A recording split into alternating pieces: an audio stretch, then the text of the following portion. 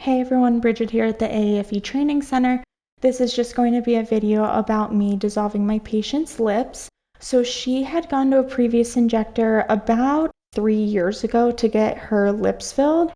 And we were actually planning to refill this day that I ended up dissolving. And I just saw some lumps and bumps that I didn't love and I didn't want to inject over it.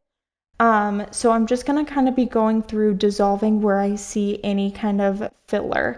So you can kind of see that I'm in her wet border right now. I just saw a little bit of superficial filler and it could have just migrated more superficial.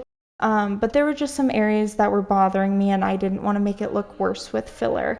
So it's always a good idea to evaluate your patient's lips before if you've never injected them and they have gotten them injected elsewhere. I'm using Hylenex for this. You're basically just going to pull up as much as you need for the area. There's no specific amount. I basically just do it until I like the result. So I'm going to target right that upper cupid's bow is where I saw most of the filler that kind of migrated more superficially. So I'm injecting at the same depth. I'm doing the exact same thing that I would for lip filler. And on this side, I actually just kind of wanted to do it on the same side to make sure there wasn't any filler on the left as well. You can kind of see that I'm checking underneath close to her wet border. I can kind of see some filler. It almost looks like blue if you see it in person. It's what we call tindling. If filler gets too superficial, it can do what we say is tindling. So I'm just trying to dissolve all of that. Some of the filler had also started to work its way out of the actual lip bed, so that's what I'm doing in this video. That's why I'm going outside of her vermilion border.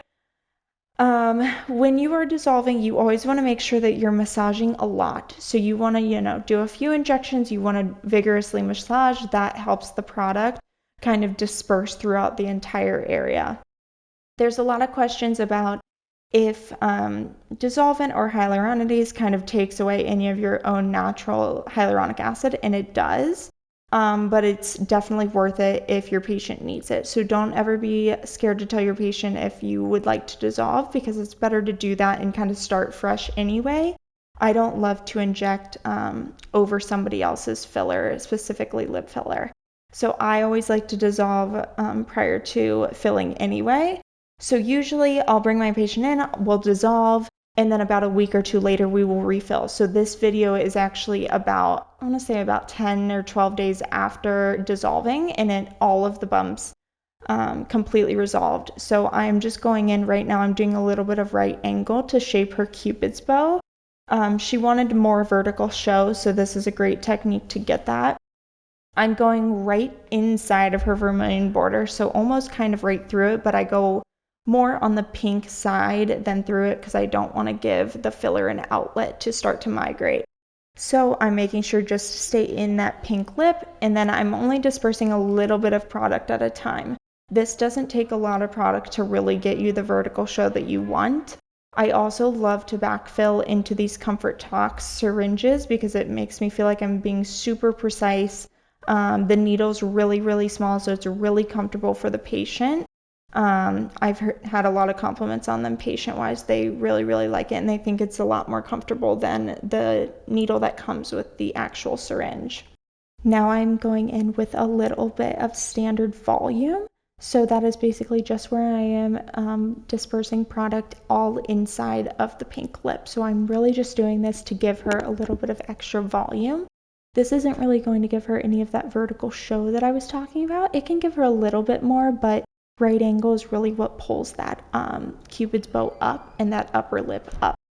This is now obviously I'm doing some right angle on the bottom. She really likes a more poutier lip, so I'm really going to focus the right angle in the middle, trying to pull that center down. And then I'm also going to do some standard volume on the bottom lip as well to give her some hydration and then just overall some more volume. So as you can see, I'm doing that right angle right in the middle, and then I'm going in with my standard volume. So again, I use everything for lip filler backfilled. I personally just don't love the syringe. I think it's bulky and it can be a little difficult to work with. So I always like to backfill, not only for right angle, but for standard volume as well. So I'm going in and then I'm making sure I'm in that mid dermis, and I'm going to be filling. Again, not pushing a lot of product at a time. All of my patients are educated about complications, so always making sure to educate about the risk of vascular occlusion and compression. I teach all of my patients how to take their own capillary refill, which is basically where you press down on the tissue if you're concerned about any discoloration, letting up your pressure, and then seeing how long it takes for that blood flow to refill. Anything less than 3 seconds is considered normal. Anything more than that, we would definitely want to be contacted about, and obviously I would want to be contacted even if she's concerned about any area. I'll make a point about this too, that angle that I kind of just went in, it's almost taking it from like a V to an M shape. So that's kind of like what the technique we use in our level 2 course, but it's kind of hard to explain just with words. But basically I'm going to, instead of just be pointing my right angle needle straight down, I'm going to angle more towards the center of the lip. That kind of just helps to give me some extra definition along the cupid's bow. And then sometimes if you don't hydrate the center of the lip where that cupid's bow is, it can kind of look like it doesn't fit in with the rest of the lip. So it helps with a little bit of hydration there too, but it's really to help define my cupid's bow a little bit more and peak it a little bit more up. I always make sure to inject the sides of my patient's lips, not as much as the center, but I do inject the side. And then here you can just see that I'm going through and I'm just kind of like being nitpicky. So now I'm going to do a thorough massage once I like the volume. And then you'll kind of see, basically I'm going to be putting pretty firm pressure. We call it like milking a chest tube. If you're a nurse, you'll understand what I'm talking about. You want to do pretty firm pressure to where you're really smoothing that filler out. You don't want to flatten what you just did, but you want to make sure it's smooth and not lumpy or bumpy. This is our Comfort Tox Lips Kit. We love this product. It is one of our favorites. We work it into our filler price, so every patient gets a lip kit to go home with, so that we know they're putting on clean products, and it really helps with swelling and bruising because it has some arnica in it. But obviously it just makes the lips look really, really pretty, and you can see that she loves them. And we'll plan on seeing her back in probably about 2 weeks or so. Thanks so much for watching.